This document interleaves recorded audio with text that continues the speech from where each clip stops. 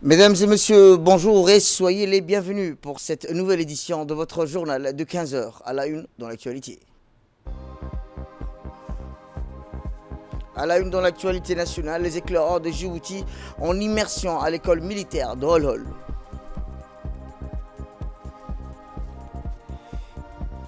Et enfin, dans l'actualité internationale, Chelsea couronné champion du monde des clubs par Donald Trump.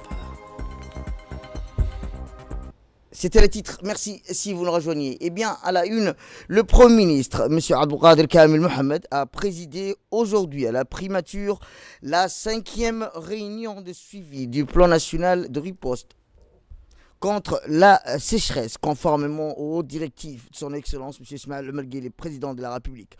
Aux côtés des ministres de la Solidarité, de l'Intérieur, de la Défense, de la Culture, de la Décentralisation, de l'Environnement, ainsi que des représentants techniques et membres de son cabinet, le Premier ministre a conduit une évaluation approfondie des mesures urgentes à renforcer face à la situation préoccupante dans plusieurs régions du pays. Le déploiement immédiat d'une équipe technique à Chebili pour évaluer et à traiter la situation sur le terrain. L'accélération de la livraison d'installations des groupes électrogènes pour pallier les défaillances des systèmes solaires, la maintenance des réservoirs et abreuvoirs, ainsi que le remplacement des panneaux solaires inadaptés aux fortes températures, la mise à jour régulière de l'état des forages en coordination avec les parties prenantes. Rappelons que le doublement des stocks stratégiques des denrées alimentaires via des mécanismes d'acquisition accélérés, entre autres, ont été mis en place. L'amélioration des logistiques. En sa qualité de chef du gouvernement par intérim, le Premier ministre a réaffirmé l'engagement du gouvernement à assurer une riposte rapide, cohérente, solidaire, centrée sur les besoins de sa population les plus vulnérables. Autre actualité nationale, la base aérienne 188 de Djibouti a accueilli aujourd'hui la cérémonie militaire marquant la fête nationale française célébrée chaque année aux mémoires de la prise de la Bastille, organisée par les forces françaises stationnées à Djibouti. Cette commémoration a rassemblé de hauts responsables militaires, diplomates, anciens combattants et partenaires djiboutiens autour des valeurs de solidarité, de coopération et de défense partagées.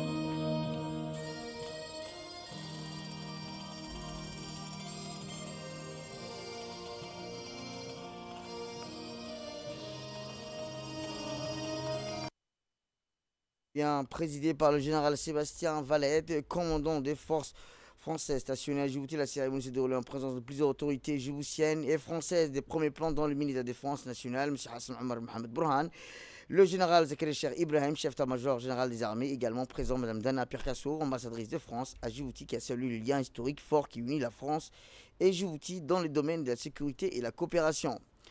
Point d'orgue de la célébration du 14 juillet organisée par les forces françaises stationnées à Djibouti. La revue des troupes et le défilé militaire ont brillamment illustré la cohésion, la puissance et la modernisation des moyens engagés.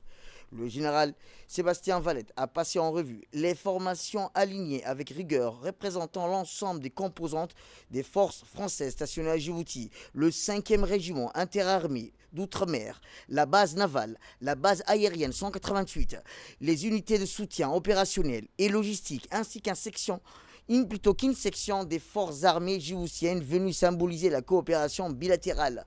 Rappelons que le moment fort de la cérémonie a été marqué par un défilé aérien impressionnant mettant en valeur les nouveaux hélicoptères de manœuvre récemment intégrés dans les forces françaises.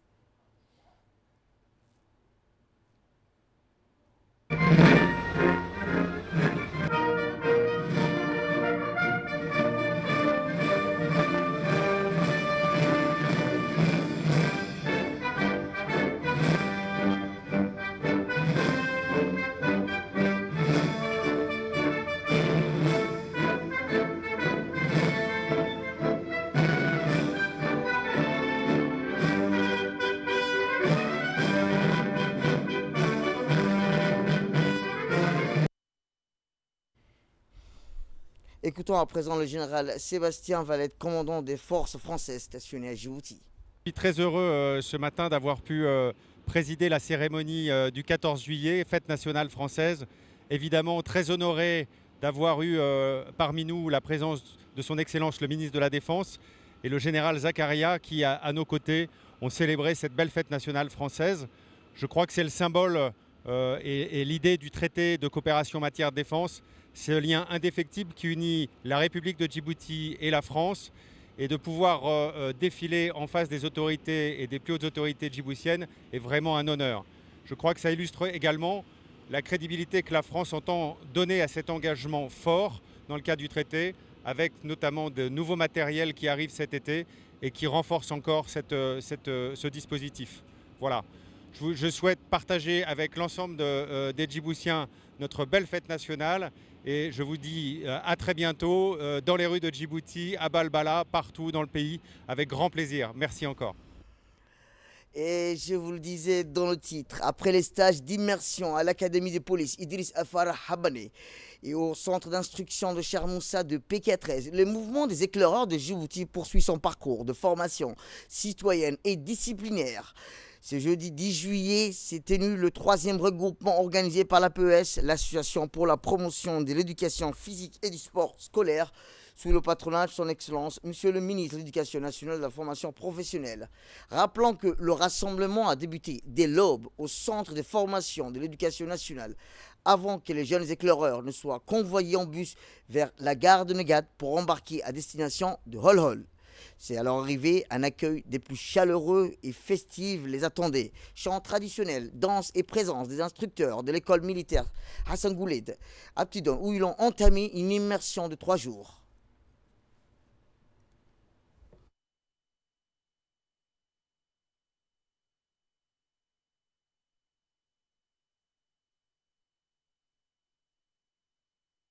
Prêche islamique et ateliers pratiques, à savoir sécurisme, course, orientation, topographie, montage, détente et sport collectif. Les activités civiques n'ont pas été en reste. Visite des dispensaires de Holhol, échange avec les réfugiés de camps locaux, moment fort des émotions, porteurs de valeurs humaines et essentielles.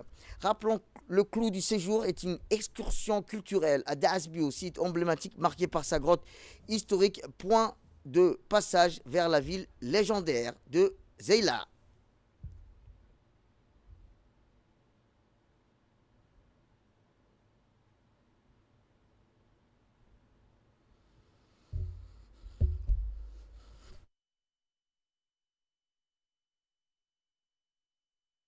Du programme a été marqué par une restitution collective. Les éclaireurs, fiers et reconnaissants, ont partagé des temps forts de cette immersion, exprimant leur souhait unanime de prolonger ce type d'expérience et de l'année scolaire 2025-2026 pour un séjour encore plus lent. Et c'est dans la matinée d'aujourd'hui que son Excellence M. Moustapha Mohamed Mohamoud, ministre de l'Éducation nationale et de la formation professionnelle, a présidé la cérémonie de clôture de ce 3e stage d'immersion du mouvement des éclaireurs de Djibouti, organisé en partenariat avec les forces armées djiboutiennes à l'école militaire Hassan Gouled, rappelant que accueilli avec tous les honneurs militaires par le colonel Ibrahim Zakaria Cheikh Ibrahim et le directeur général des relations internationales, le commandant de l'école, le lieutenant-colonel Elay Abdi, ainsi que les autorités administratives de l'école. Après l'accueil avec tous les honneurs militaires par le colonel Ibrahim Zakaria Ibrahim, la cérémonie a débuté par la lecture d'un verset du Saint-Coran, suivi de la projection d'un parcours retraçant les 3 jours d'immersion des éclaireurs. Cette rétrospective a mis en lumière un programme dense et structuré combinant formation civique, enseignement théorique, pratique militaire et visite de terrain.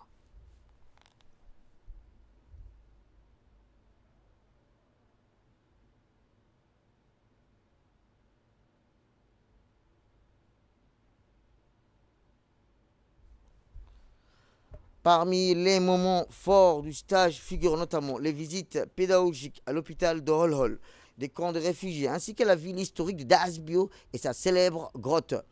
Dans son allocution, le commandant de l'école, le lieutenant-colonel Elay Abdi, a salué le comportement exemplaire des jeunes éclaireurs, soulignant leur sérieux, leur implication dans toutes les activités du stage. Et le point d'orgue de la cérémonie fut incontestablement la cérémonie solennelle des attestations des distinctions venant récompenser les éclaireurs les plus engagés, exemplaires, tout au long de leur stage d'immersion intensif devant un parterre d'invités, rappelant que les éclaireurs ont été mis à l'honneur pour leur sens du devoir, leur discipline et leur implication exemplaire dans les activités du programme.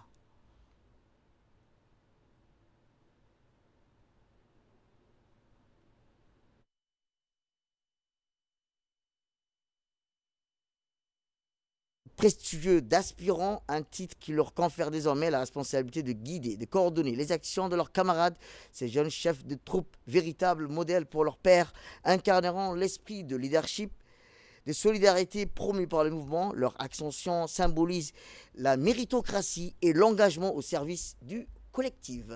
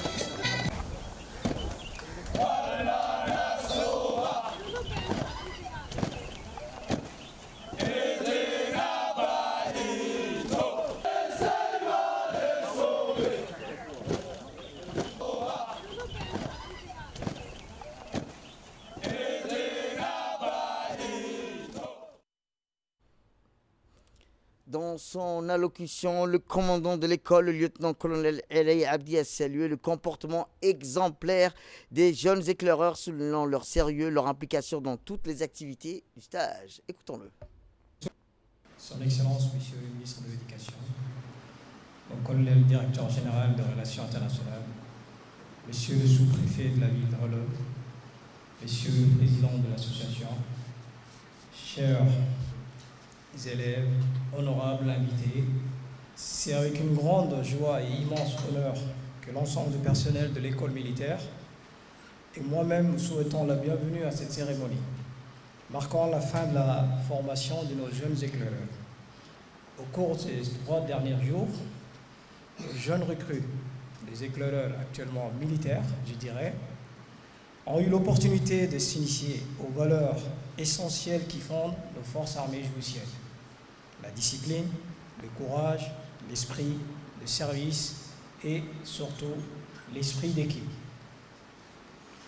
Ils ont appris à se dépasser eux-mêmes, à collaborer en équipe et faire preuve de solidarité en toutes circonstances. Et je vous confirme. Je saisis également cette occasion pour exprimer toute ma gratitude à l'association et surtout au président de l'association, M. Abdelkader, et les accompagnateurs pour sa collaboration précieuse et son engagement dans la formation de ces futurs jeunes cadres de notre nation. Le remerciement s'adresse également aux jeunes danseurs traditionnels d'origine de la ville de Holol qui nous ont bien accueillis du premier jour jusqu'à aujourd'hui. Et je tiens aussi à saluer chaleureusement le bureau des opérations et d'instruction de l'école qui a suivi de tout près et le groupement de soutien de l'école militaire ainsi que l'ensemble des instructeurs qui ont été de près jour et nuit avec eux. Grâce à eux, l'esprit d'équipe, la cohésion entre nos jeunes éclaireurs a été vraiment renforcée. Je ne saurais conclure sans adresser mes plus sincères remerciements le général des corps d'armée, chef d'état-major général des armées, général Zakaria Cheikh Ibrahim, pour son soutien constant et sa bienveillance à l'égard de ce projet. Le haut commandement attache une importance particulière à la formation de nos jeunes. Et cette cérémonie en est la preuve concrète. Cet engagement ne cesse de croître, comme en témoigne cette manifestation symbolique que nous célébrons ensemble aujourd'hui. Enfin, je souhaite féliciter nos jeunes éclaireurs pour leur comportement exemplaire et la discipline dont ils ont fait preuve au long de cette formation qui a duré peu de temps, en 3 jours. Eh bien, le ministre, M. Moustapha Mohamed Mahamoud, a adressé un message inspirant à l'ensemble des participants que je vous propose de l'écouter. Je vais prononcer quand même quelques mots dans ce sens-là.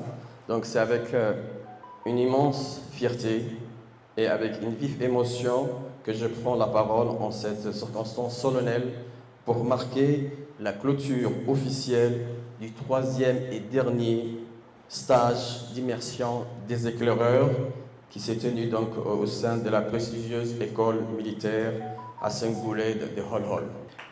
Cette étape donc vient parachever un cycle d'immersion entamé avec succès à l'Académie de police Idriss Farah à Bané, Nagad, et poursuivi au centre d'instruction Cheikh Moussa. Il me paraît fondamental de rappeler que la genèse des mouvements des éclaireurs s'inscrit pleinement dans le cadre du projet de société porté par son Excellence le président de la République, El Hajj Ismaël Omar Guelleh, lequel a toujours placé la jeunesse, la citoyenneté et le patriotisme au cœur de ses priorités. Fort donc des résultats probants observés dans nos établissements scolaires durant la dernière décennie et en étroite concertation avec l'Association pour la promotion de l'éducation physique et du sport scolaire, la PEPS, que j'ai l'honneur de parrainer, nous avons franchi une nouvelle étape en créant un cadre associatif structuré, le tout premier mouvement des éclaireurs de Djibouti. Ce mouvement a pour vocation d'élargir le champ d'action de l'éducation civique et patriotique au-delà du cadre scolaire, en l'étendant aux quartiers, aux régions et à l'ensemble du territoire national. Je tiens à cet égard à saluer publiquement l'engagement exemplaire du général de corps d'armée, le général Zakaria Cheikh Ibrahim, le tout premier à adhérer donc avec conviction à cette initiative et soutenir avec rigueur et bienveillance la mise en œuvre des stages d'immersion au sein des institutions militaires. Vos conseils avisés et votre appui constant nous a été donc d'un apport inestimable. Chers éclaireurs, l'heure n'est pas à la fin, mais au commencement. Ce 3e stage marque donc votre intégration officielle dans le mouvement national des éclaireurs. Dès la rentrée scolaire 2025-2026, une section éclaireur sera implantée dans chaque école, dans chaque collège et dans chaque lycée de la capitale, des chefs-lieux et des localités. Autre actualité dans ce 15h, c'est aussi sous le patronage de la présidente de la Cour des comptes, Mme Ismaël Mahamoud Ibrahim. La Cour des comptes a organisé aujourd'hui la cérémonie de lancement de l'atelier des comptes des comptables publics. Cet événement qui s'est tenu en présence du procureur général près de la Cour des comptes, Mme Madiba Ismail Aoulet, et le directeur du financement extérieur, Ali Mohamed. Cette activité s'inscrit dans le cadre du projet d'appui aux institutions de contrôle des finances publiques et à la gouvernance d'entreprises et établissements publics. Projet d'appui aux institutions de contrôle et à la gouvernance d'entreprises et établissements publics financé par la Banque africaine de développement. Rappelons que cette formation, plateforme d'échange expertise par excellence, fruit des efforts conjugués, que je souligne plutôt, il nous appartient de capitaliser à tel dit de la Cour des comptes et d'assumer parfaitement leur rôle de gardien de régularité de la sincérité des finances publiques en la faveur d'une culture de transparence. Note que la Cour des comptes assume parfaitement son rôle gardienne de la régularité et de la sincérité des finances publiques à la faveur d'une culture de transparence des responsabilités au sein des administrations. Entre la DFE, la Cour des comptes de Djibouti et la Cour des comptes du Sénégal qui intervient dans ce cadre en tant que partenaire technique de référence. Il illustre l'importance que nous accordons au renforcement des capacités nationales et à la consolidation des institutions de contrôle interne. Sachez qu'à travers ce projet, le gouvernement réaffirme sa détermination à engager les réformes ambitieuses et structurantes en plaçant la transparence et la bonne gouvernance au cœur de l'action publique. Je tiens à saluer la mobilisation de l'ensemble des parties prenantes et à remercier la BAD pour son appui stratégique dans l'accompagnement de notre agenda des réformes.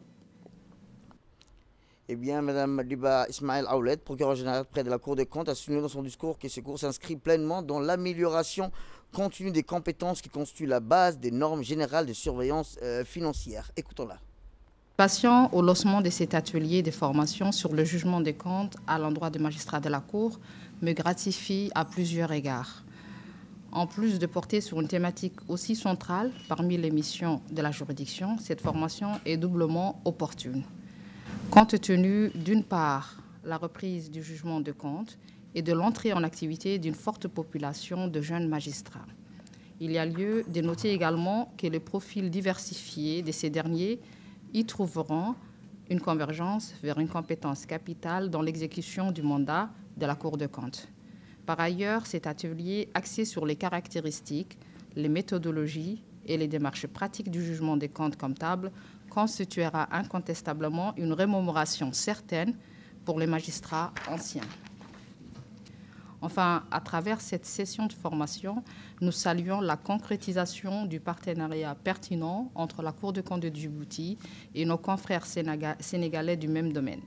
Relation qui s'est gravée dans les temps depuis bientôt 20 ans et qui promet davantage de résultats. Recevez de notre part un encouragement particulier, M. Tiao, pour ces cycles. Vous êtes aujourd'hui plus djiboutien que sénégalais. Je reste personnellement optimiste quant aux acquis positifs que nos magistrats tireront de ces 10 jours de formation intense. Je vous remercie.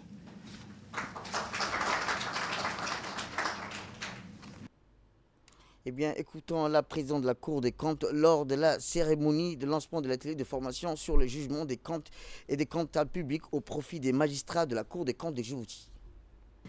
Donc c'est avec une grande joie et une grande fierté que je prends la parole aujourd'hui à l'occasion de cette cérémonie d'ouverture de l'atelier de formation sur le jugement de comptes des comptables publics au profit des magistrats de la Cour des comptes. Cette formation a pris aussi une dimension internationale puisque des collègues en provenance de Cour des comptes de la région de l'Afrique francophone vont nous rejoindre les heures à venir, notamment la section de comptes de l'Union du Comore et de la République du Congo RDC. Cette formation était très attendue, intervient à un moment opportun pour la juridiction financière dans le cadre de la reprise de sa mission de juge de compte.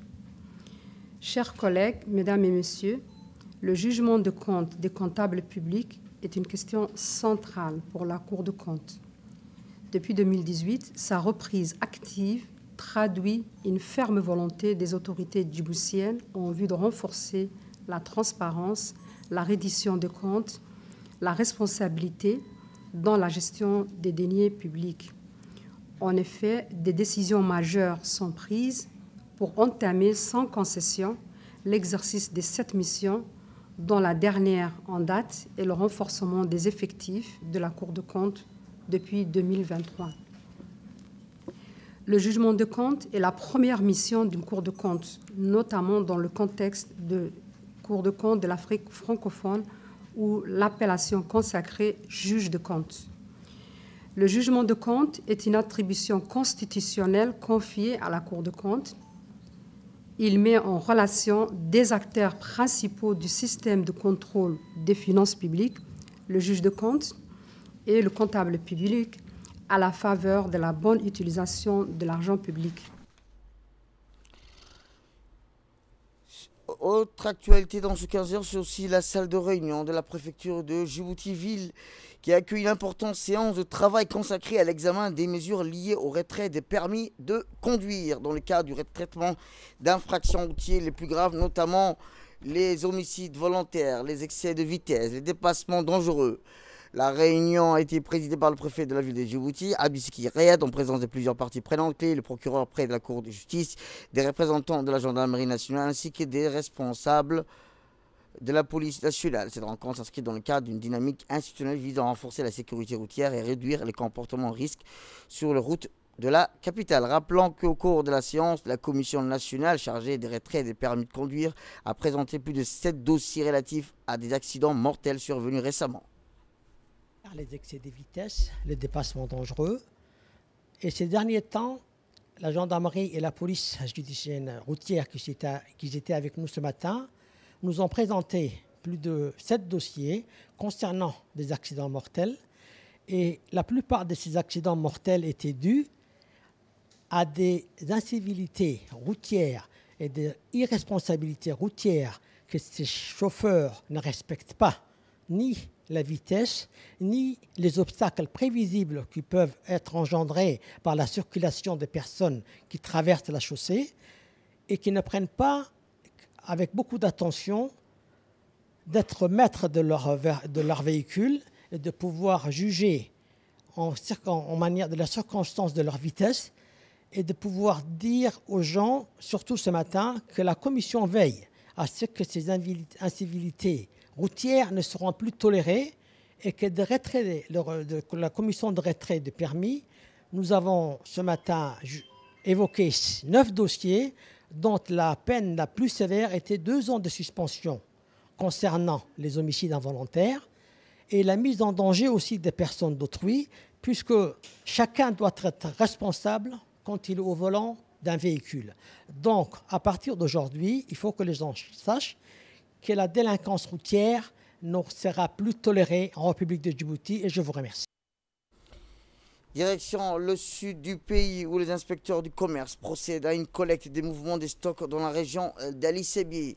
C'est ainsi que dans le cadre du maintien des opérations de contrôle des prix et des stocks, les inspecteurs du ministère du Commerce et du Tourisme ont procédé à une collecte des données des prix du stock dans la région d'Ali Sébié. Ce projet est financé par la Banque mondiale dans le cadre de la riposte d'urgence à la crise alimentaire. L'objectif d'opération est de relever la gestion des stocks et de vérifier la pratique des prix homologués. Les inspecteurs ont rencontré ils ont inspecté plutôt le stock des produits de première nécessité, notamment les riz, les huiles alimentaires, les sucres et les produits laitiers. Ainsi, les inspecteurs ont constaté que les stocks sont suffisants pour couvrir les besoins de la population de la région. Cependant, ils ont relevé quelques irrégularités, notamment les dépassements des prix homologués. Les inspecteurs du commerce ont lancé un appel à la mise en garde et respect des prix homologués par le ministère du Commerce. Ils ont indiqué que des sanctions seront prises à l'encontre des établissements qui ne respecteront pas les prix homologués par le ministère. Au cours de cette opération, plusieurs lots de produits alimentaires et produits de consommation ont été découverts sur les étals de certains commerces. Ces produits constituent ainsi un danger sur la santé. Et conformément aux procédures en vigueur avec l'appui des forces de l'ordre, les produits périmés ont été détruits en présence par les autorités compétentes. Écoutons le directeur du commerce. On est à Ali Sébié pour vérifier la disponibilité des stocks. Et c'est dans le cadre du projet d'urgence de riposte financé par la Banque mondiale. Les agents du ministère du Commerce ont sillonné dans la ville d'Ali Sébié pour inspecter l'état des prix homologués par le ministère du Commerce et la disponibilité des stocks de première nécessité, notamment le riz, le pâte et autres produits. Je lance un appel aux opérateurs économiques de respecter le prix homologué par le ministère du Commerce. Enfin, je remercie les autorités de la ville d'Ali Sébié, en l'occurrence le préfet M. Banoïta, le président du conseil régional et sans oublier les forces de l'ordre. Et enfin, dans la page sportive, pour clore l'actualité nationale, la saison s'est conclue en apothéose pour le club ASD Jeep Clean qui est auteur d'un véritable exploit en accédant à la 2e division après avoir évolué en 3e division. Une ascension fulgurante saluée comme il se doit lors d'une soirée de gala organisée en partenariat avec le sponsor officiel de Jeep Clean. Dans l'actualité internationale, au 647e jour de la guerre d'extermination à Gaza, des sources hospitalières du secteur ont annoncé que 95 Palestiniens ont été tués lors des frappes israéliennes depuis l'aube de dimanche, dont 52 dans la ville de Gaza. L'UNICEF a déclaré que plus de 5800 enfants ont été diagnostiqués comme souffrant de malnutrition à Gaza rien qu'au cours du mois de juin dernier.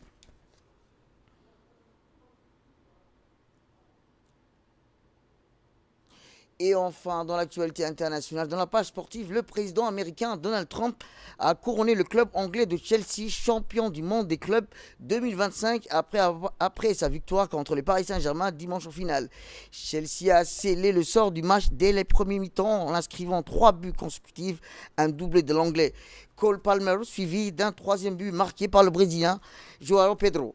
Cette édition marque la première utilisation du nouveau format du tournoi réunissant 32 clubs et organisé toutes les 4 ans. Donald Trump a assisté à la rencontre depuis la tribune d'honneur accompagné de la première dame Mélanie Trump ainsi qu'à leur côté le président de la FIFA. C'est tout pour cette édition. Merci à vous de nous avoir suivis. Restez avec nous pour la suite de nos programmes télévisés. Le programme continue sur Télé Djibouti.